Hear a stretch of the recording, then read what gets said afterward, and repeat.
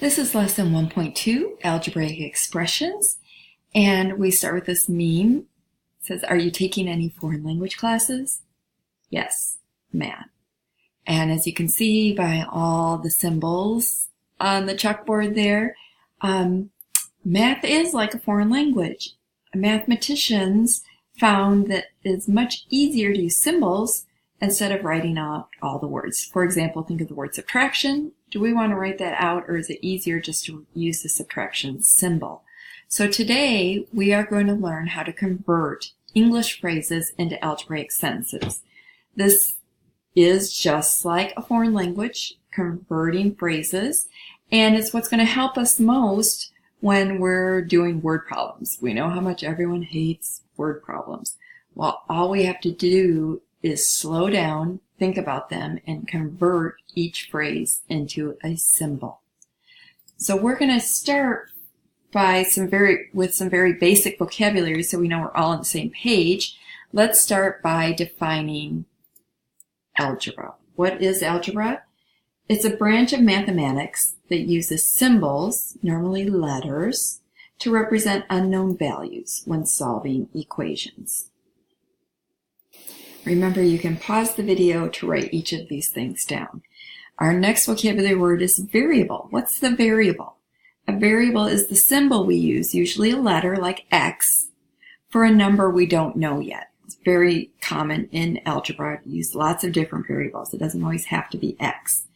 Now we need to define an algebraic expression. That's a mathematical phrase that uses numerals, symbols, and operators like plus, minus, multiply, and divide symbols. Then we have an algebraic expression, an algebraic equation. That's when we use an equal sign. It's a mathematical sentence, not a phrase, but it's a whole sentence that's using an equal sign. So for example, if we look here at 5x plus 3, that's an algebraic expression, 5x plus 3.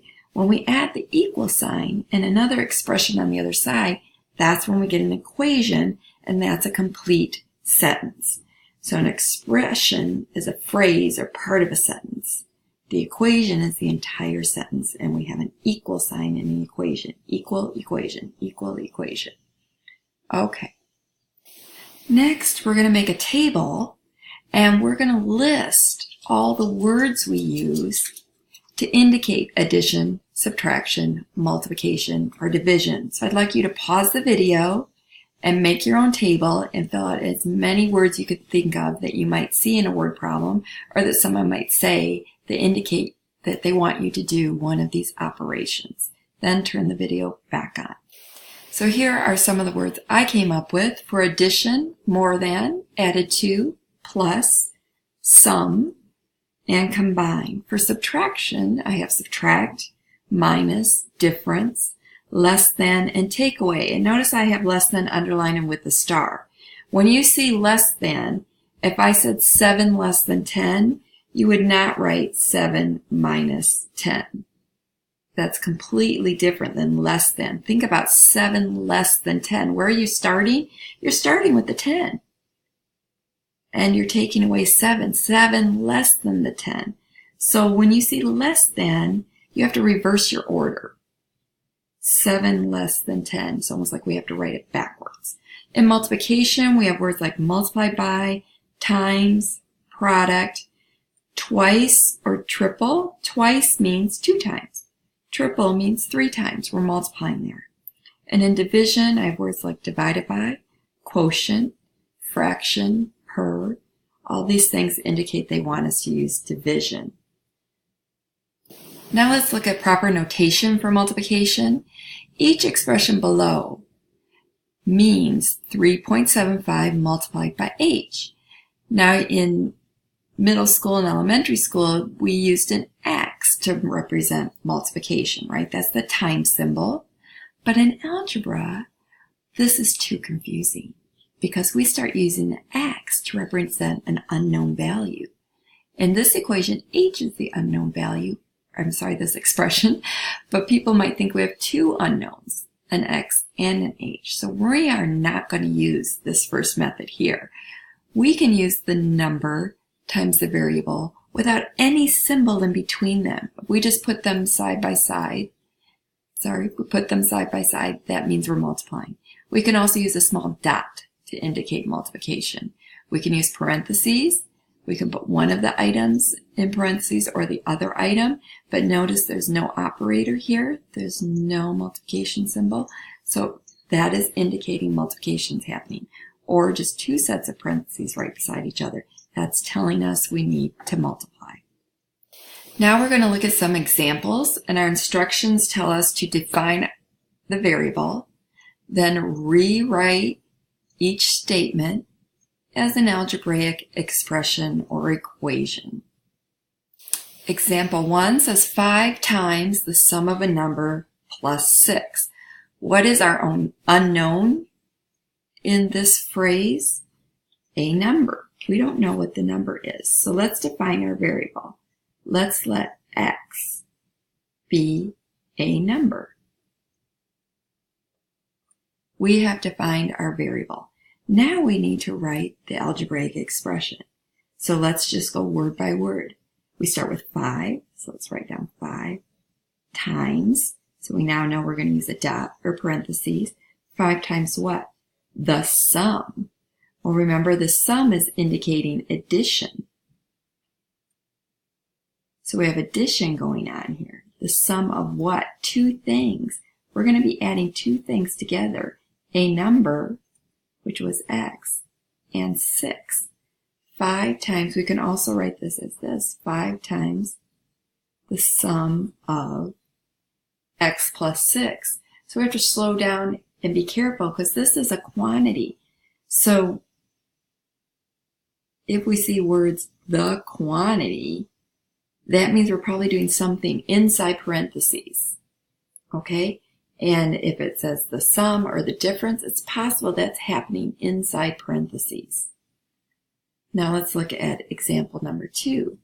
The length of a rectangle is 7 less than 3 times the width. Well, we have two unknowns here. Let's let L be the length. And let's let W be the width. So now let's translate this sentence into mathematical symbols. The length of a rectangle. We said that's L. The length of a rectangle is always an equal sign. Is means equal. So the length is what? 7 less than. There's those magic words, less than. We know we have to do backwards. 7 less than. That means we're subtracting 7 from something. What are we subtracting it from? 3 times the width. 3 times the width. So the length is equal to 3 times the width minus 7. Our last example presents our information in a table.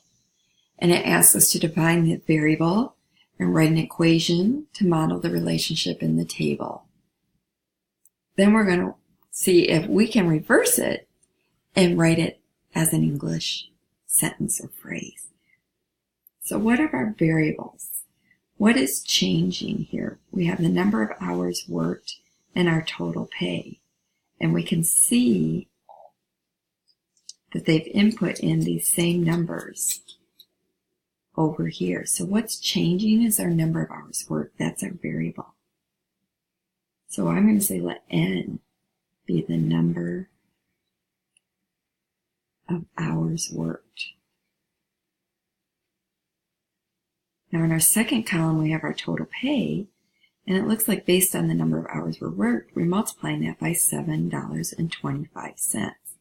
So our equation might be something like 725 times N plus 10 equals our total pay.